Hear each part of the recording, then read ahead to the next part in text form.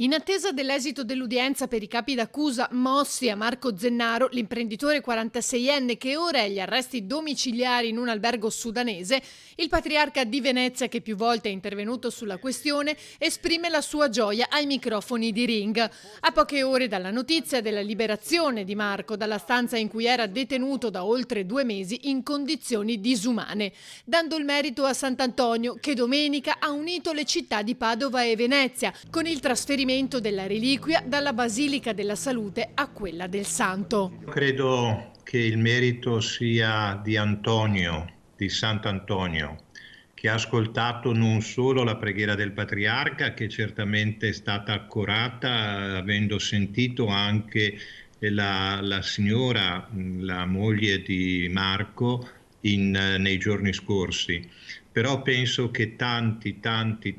abbiano veramente pregato, e Sant'Antonio è quel santo, diciamo, degli impossibili, no? Che riesce a ottenere tante grazie sapendo che sono, soprattutto per il popolo di Dio, un esempio tangibile dell'amore del Padre,